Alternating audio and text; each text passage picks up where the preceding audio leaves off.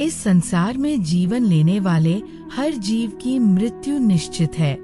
मृत्यु के बाद मनुष्य के कर्म तय करते हैं कि उसको स्वर्ग की प्राप्ति होगी या फिर नरक भोगना होगा। जन्म के बाद मनुष्य के साथ जीवन में कई अच्छी और बुरी घटनाएं होती है। अच्छी घटनाओं के लिए मनुष्य अपनी किस्मत की सराहना करता है, तो बुरी घटनाओं के लिए वह अपने भाग्य को कोसता है। अब ऐसे में सवाल मन में आता है कि भाग्य का लेखा जोखा मनुष्य के जन्म के पहले से ही तय होता है या उसके जन्म के बाद निर्धारित होता है। तो चलिए जानते हैं मनुष्य के भाग्य से जुड़ी ये प्रमुख बातें। पंडित इंद्रमणि घनश्याल बताते हैं कि आचार्य चाणक्य ने अपने नीति शास्त्रों में जीवन के संकटों से उबरने के लिए सैकड़ों नीतियों का वर्णन किया है। आचार्य चाणक्य ने बताया है कि किसी भी मनुष्य के भाग्य की 5 चीजें माँ के गर्भ में ही तय हो जाती है, जिसे कोई भी बदल नहीं सकता। ईश्वर और भाग्य का संबंध गहराई और रहस्य से भरा हुआ है। विभिन्न धर्म, दर्शन और विचारधाराएं इसे अलग अलग दृष्टिकोण से समझाती है। कई धर्म और आध्यात्मिक मान्यताएं ये कहती है कि ईश्वर ही हमारे भाग्य का निर्माता है। प्रारब्ध, ये माना जाता है कि हमारे जीवन की कुछ घटनाएं पहले से ही तय हैं, जिन्हें ईश्वर ने हमारे कर्मों के आधार पर निर्धारित किया है।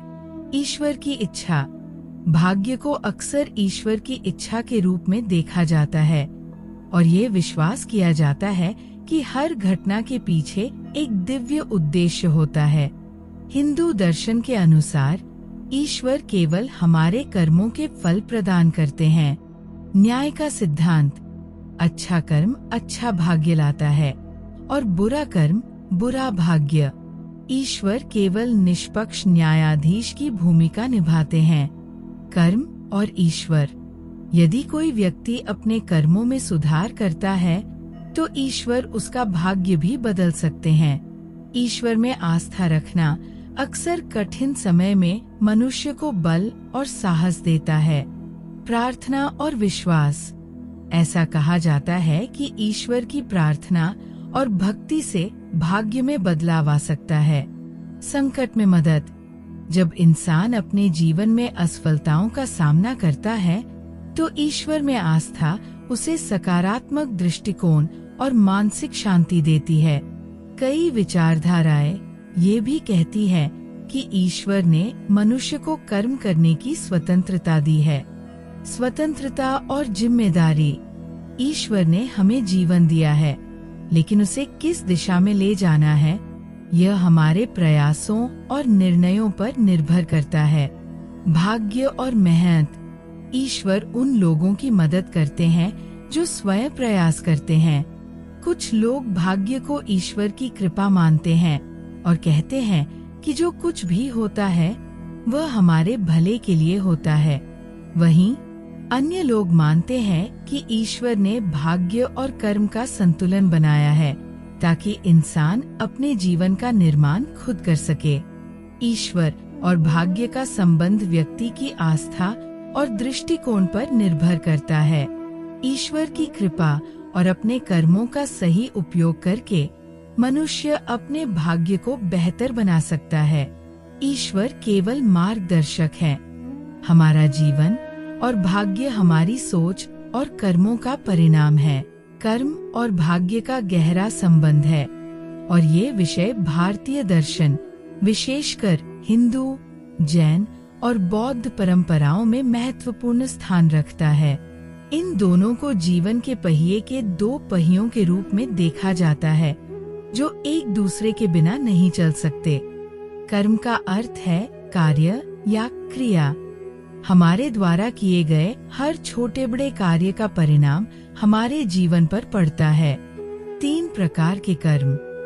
संचित कर्म, हमारे पिछले जन्मों के संचित कर्म। प्रारब्ध कर्म, वर्तमान जीवन में हमें मिलने वाले परिणाम।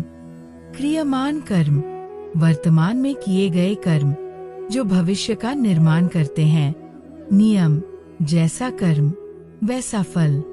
अच्छे कर्म भाग्य को सुधारते हैं और बुरे कर्म उसे बिगाड़ते हैं। भाग्य को अक्सर कर्म का फल या परिणाम माना जाता है।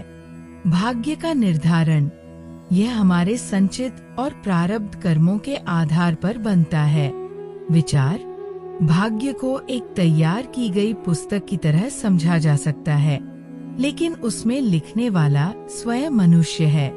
कर्म से भाग्य का निर्माण। भाग्य हमारे पूर्व जन्म या वर्तमान के कर्मों का परिणाम है। यदि हम अच्छा करेंगे तो भाग्य भी अच्छा होगा। भाग्य और वर्तमान कर्म। भाग्य अटल नहीं है। वर्तमान कर्मों से भाग्य को बदला जा सकता है। मनोविज्ञान और प्रयास। यदि हम भाग्य को दोष देते हुए निष्क्रिय हो जाए तो कर्म का प्रभाव खत्म हो सकता है। इसलिए कर्म ही भाग्य का निर्माता है। केवल भाग्य पर निर्भर रहना आलस्य को जन्म देता है। यदि भाग्य सब कुछ होता तो मेहनत और प्रयास का महत्व नहीं होता। भाग्य एक सीमा तक मदद करता है, लेकिन सफलता पाने के लिए कर्म करना आवश्यक है। गीता में कर्म का संदेश। श्रीमद् भगवद गीता में कहा गया है, कर्मण्येवाधिकारस्ते मा फलेषु कदाचन। अर्थात व्यक्ति को केवल कर्म करने का अधिकार है, फल की चिंता नहीं करनी चाहिए। कर्म और समर्पण। भाग्य को सुधारने के लिए प्रयास के साथ ईश्वर में आस्था और सकारात्मक दृष्टिकोण जरूरी है। कर्म और भाग्य एक सिक्के के दो पहलू हैं। भाग्य की भूमिका को स्वीकार करना महत्वपूर्ण है, लेकिन उसे सुधारने के लिए कर्म करना हमारी जिम्मेदारी है। कर्म और भाग्य एक दूसरे से जुड़े हुए हैं। भाग्य कर्म का परिणाम है और वर्तमान में किए गए कर्म हमारे भविष्य के भाग्य का निर्माण करते हैं। हमें अपने कर्मों पर ध्यान केंद्रित करना चाहिए और भाग्य को अपनी मेहनत और सकारात्मक दृष्टिकोण से बेहतर बनाने का प्रयास करना चाहिए।